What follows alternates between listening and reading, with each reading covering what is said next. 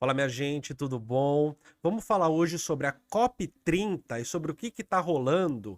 Eu vi alguns vídeos em redes sociais, matérias na televisão, e eu acho que é legal, é interessante trazer aqui pelo menos um panorama do que está acontecendo na COP30 e nos preços de hotelaria, preços de quarto, preços que as pessoas, as delegações vão pagar para conseguir ficar em Belém e participar ali da COP30. Inicialmente, eu gostaria de trazer um vídeo que é um vídeo para a gente começar essa conversa, um vídeo muito popular, tem quase 3 milhões de visualizações no TikTok, e eu acho que ele traz um tom que talvez a gente possa iniciar por ele para começar essa conversa, tá bom? Vários países pediram a retirada da COP30 de Belém porque os preços das hospedagens aumentaram absurdamente. Para vocês terem uma noção, esse é um dos valores menores. Quanto custa um quarto desse fora da COP? 350. E na COP você tá cobrando quanto diária? 6.000 reais. Nossa, é uma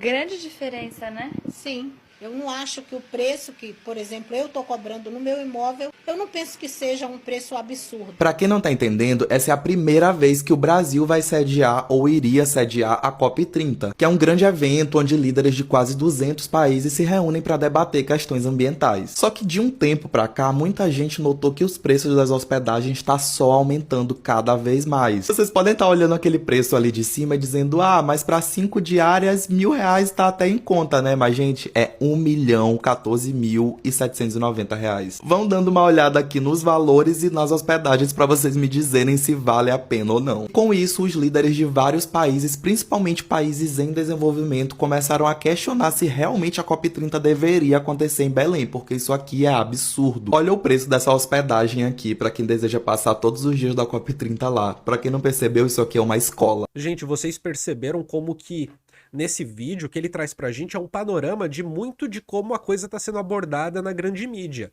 que é de uma forma absurda, que é de uma forma onde tudo se passa como se fosse uma questão de cidadãos pilantras que resolveram alugar o quartinho dos fundos por R$ 1.000 por dia, como se a coisa se resumisse nisso. E aí eu queria falar uma coisa aqui pra vocês, né?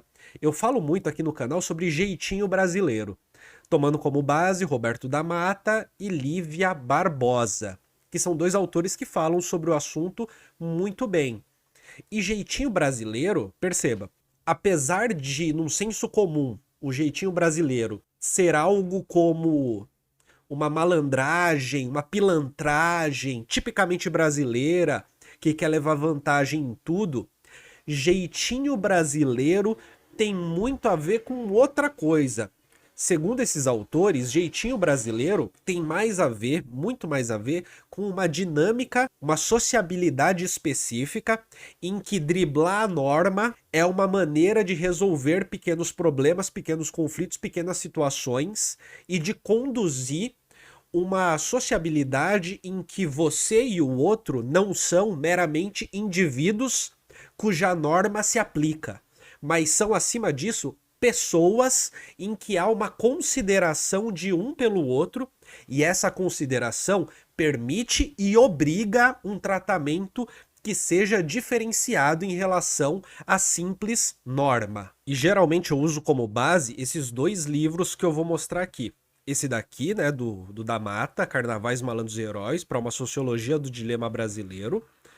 E o livro da Lívia Barbosa, O Jeitinho Brasileiro, a arte de ser mais igual que os outros.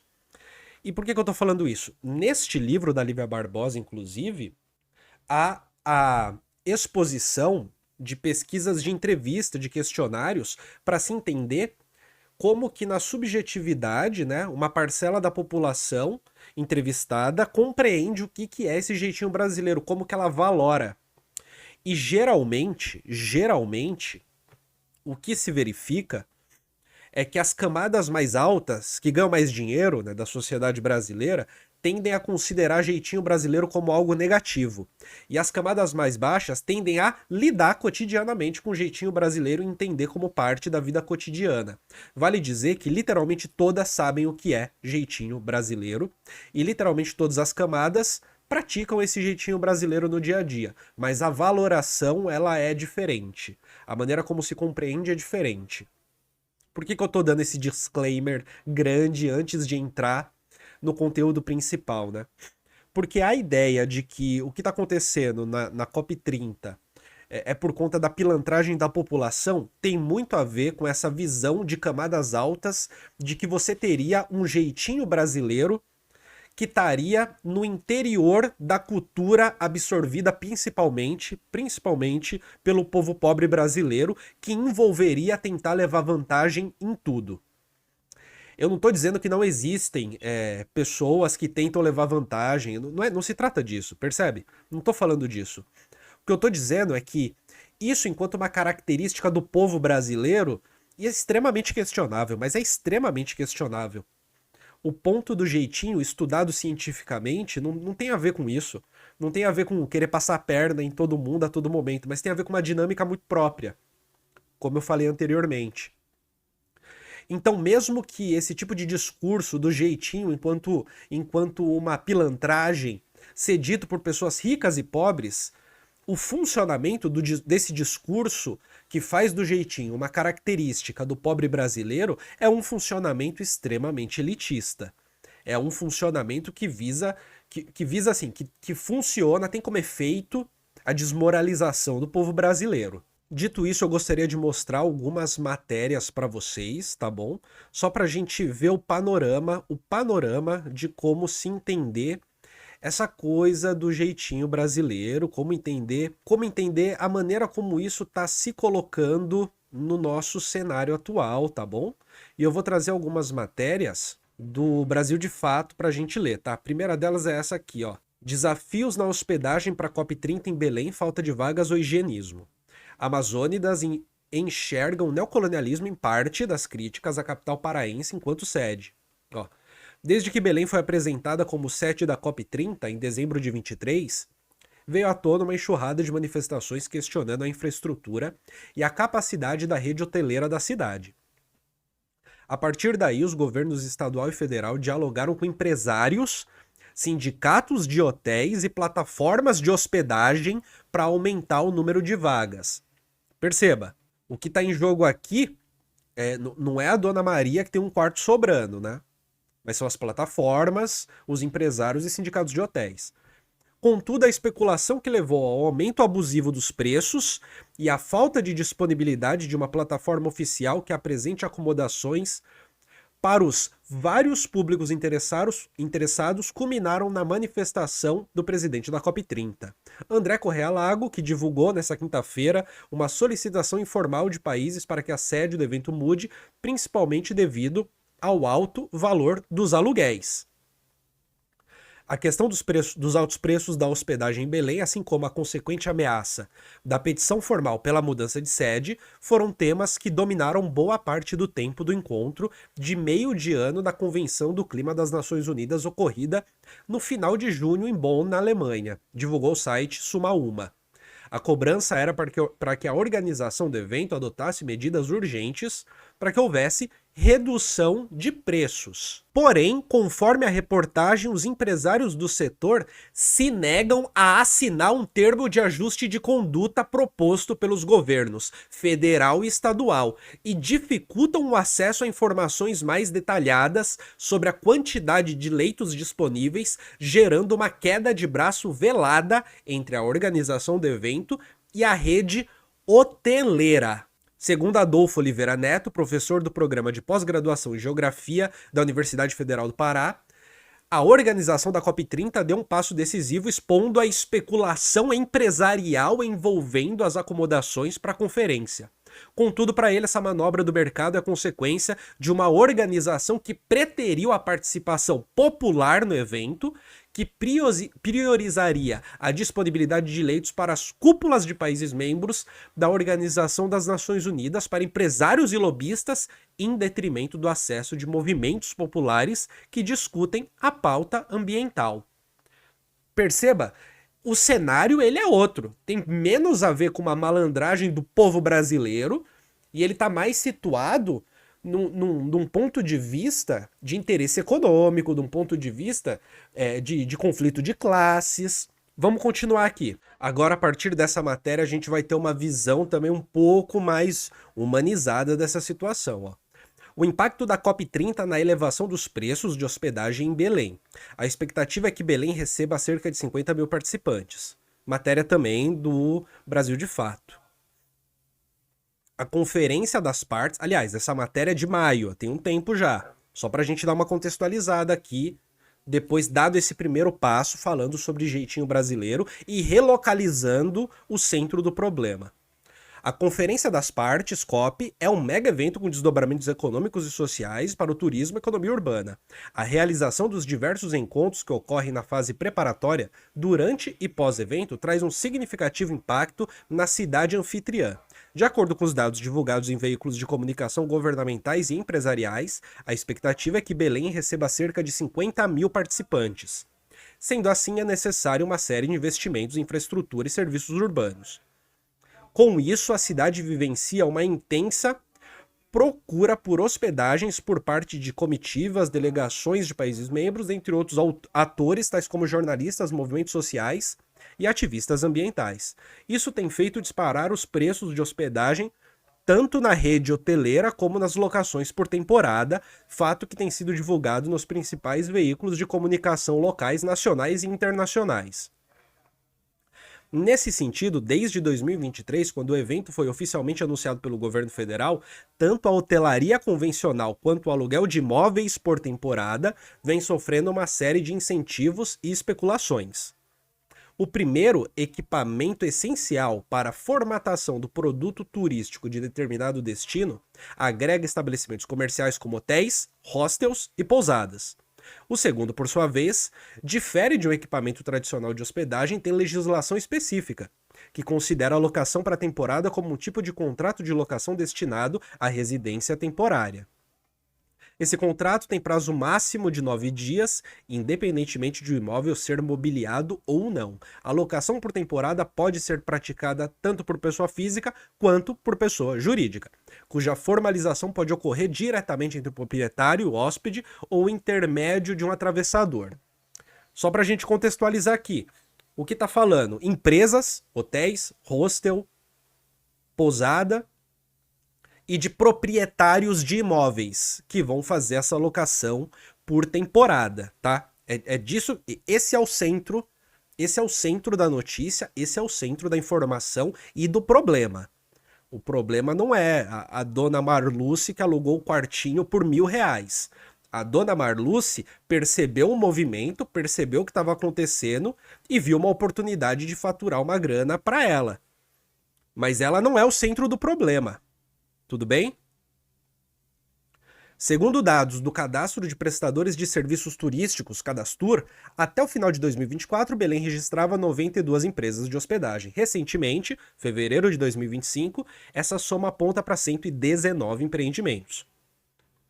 A presença de organizações empresariais internacionais de hotelaria, mesmo não sendo recente, ganha notoriedade a partir do final dos anos 2000 com a presença de grupos como a rede francesa Accor, Tulip Inn,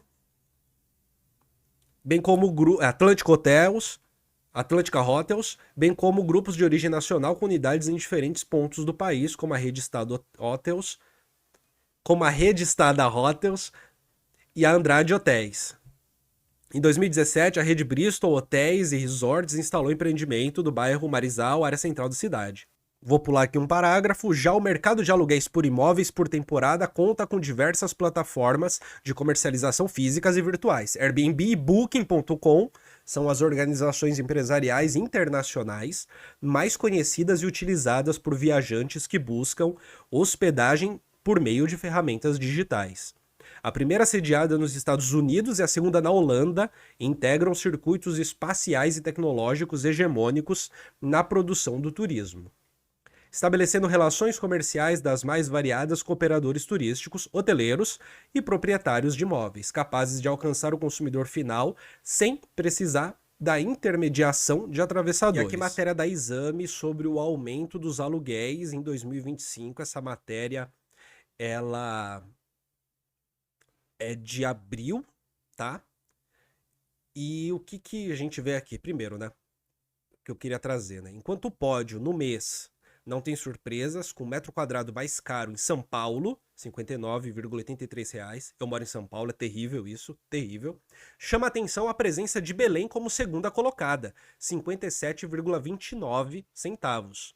O indicador mostra que a capital paraense tem os valores de aluguel mais pressionados mesmo antes da realização da COP30, que será na capital do Pará entre 10 e 21 de novembro de 2025. Apesar da variação do aluguel de Belém estar acima das médias das cidades monitoradas, ela não destoa muito do padrão e o movimento da cidade está em linha com o cenário nacional, afirma o economista Paulo Reis da DataZap. Não se trata de uma reação à Conferência do Clima. Pois então, isso é o que diz o Paulo Reis. No entanto, ao mesmo tempo, o que se tem são relatos de aluguéis que aumentaram para o trabalhador comum e, ao mesmo tempo, relatos de aluguéis que não foram renovados porque valeria mais a pena alugar para ganhar o valor de um ano inteiro nos 9 dias da COP e depois alugar de novo normalmente e faturar ainda o comum, o normal do dia a dia. E só para a gente compreender como que a média do aluguel, como que ela se relaciona com a população. São Paulo é gigante, assim, você tem bairros muito pobres e bairros muito ricos, mas eu vou trazer um número bruto que talvez não seja o melhor, mas que pelo menos dá um parâmetro. O salário médio do estado de São Paulo é de R$ 4.147,84 do IBGE, divulgado em junho de 2024, com base em dados de 2022. Agora vamos ver no Pará. O rendimento mensal real domiciliar per capita no Pará chegou, em 2024, a R$ 1.326. Então, assim, você percebe essa diferença, né? Os dados são do PNAD e do IBGE. Você percebe a diferença que a gente tem aqui? O preço do aluguel relativo a uma renda média, como que isso tem uma diferença absurda? Agora, só para a gente finalizar com essa informação que eu acho interessante também. Sem leito, sem povo, COP30 se aproxima sob críticas por falta de estrutura e exclusão em Belém. Ativista alerta para risco de conferência ser esvaziada por logística precária e altos custos para o sul global. Faltando pouco mais de 3 meses para a 30ª Conferência das Nações Unidas sobre Mudanças Climáticas, COP30, marcada para novembro em Belém, os desafios para garantir a presença da delegação e sociedade civil continuam. Em entrevista ao Conexão BDF, da Rádio Brasil de Fato, o ativista climático Matheus Fernandes alertou para os entraves logísticos que ameaçam a participação popular no evento, especialmente de países em desenvolvimento. Estamos a 98 dias da COP30, momento muito importante para pautar não somente a crise climática, mas também a visibilidade do sul global, tendo em vista que estamos recebendo esse evento na ONU. A Organização das Nações Unidas na Amazônia, afirma nesta segunda-feira, dia 4. Segundo Fernandes, há uma crise de logística evidente com destaque para a falta de leitos e os altos preços da rede hoteleira. Hoje, Belém do Pará tem 15 mil leitos olhando para a rede hoteleira e estamos com uma expectativa de receber, em média, 45 mil pessoas ou mais. E lembra, enfrentamos não só o combate à desinformação, à crise climática, como também a de uma crise logística. Ele reconhece que há uma movimentação do governo federal para tentar driblar o problema com medidas como o uso de navios, escolas, espaços públicos para hospedagem. No entanto, destaca que a legislação brasileira impede a imposição de tarifas máximas aos hotéis, o que dificulta o controle de preços. Assim, gente, quando o empresário pode tomar conta da maneira como quer, pode colocar os preços da maneira como deseja, em cima de moradia, de aluguel, em cima de locação, nem que seja temporária, você não vai ter moradia para todo mundo. Você vai ter um preço que seja benéfico, segundo uma estratégia de mercado específica para o proprietário, para a rede de hotéis e por aí vai. E uma última fala do ativista Matheus Fernandes. Ele defende que a COP30 seja uma conferência construída pelo povo, mas questiona: que povo é esse se nem sequer a gente consegue chegar e ter um espaço para dormir? A repercussão internacional também preocupa. Fernandes relata que países africanos têm reivindicado ações concretas para garantir sua presença no Brasil e chegaram a sugerir a mudança da sede da conferência.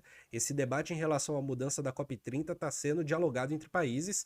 Tanto a presidência quanto o embaixador André Corrêa do Lago precisam dar uma resposta para esses países até o dia 11, indica. Então, gente, o que eu queria trazer era mais esse panorama, essa recontextualização, talvez um pouco diferente daquilo que está saindo na grande mídia, talvez um pouco diferente daquilo que até mesmo o nosso senso comum, que muitas vezes é antipovo, faz com que a gente seja colocado para compreender a situação. E talvez seja interessante perceber como que a especulação imobiliária ela é uma chagas que existe no Brasil. E a quantidade de pessoas que não têm onde morar, que pagam um aluguel caríssimo e que perde um pedaço da vida, porque pagar aluguel caro significa que você está perdendo necessariamente o poder de consumo para outras coisas que muitas vezes são básicas, né? Muitas vezes são extremamente básicas, como lazer, como uma geladeira cheia, como uma casa equipada, um plano de saúde. Então, muito mais do que um suposto jeitinho brasileiro, uma maneira tipicamente brasileira de levar vantagem, o que a gente está vendo é um movimento do capital, um movimento próprio de interesses de estrutura econômica, próprio de interesses de classe, para conseguir faturar uma grana a mais numa situação específica, num local sem grandes regulações, num local que não estabelece limites claros, que não estabelece limite para o funcionamento do próprio capital dentro do país. Pelo menos nesse âmbito imobiliário, que não estabelece grandes limites para isso. Tá bom, minha gente? Um grande abraço para você, deixa seu like, compartilha esse vídeo nos seus grupos de WhatsApp, se inscreva se não for inscrito, se não for inscrita, tá? Eu vou deixar o link dos livros que eu citei no primeiro comentário, caso você queira, tá bom? Se você comprar, vai ser pela Amazon no link patrocinado do Colunas Tortas e você ajuda o Colunas Tortas, tá certo? Um grande abraço para você e até mais.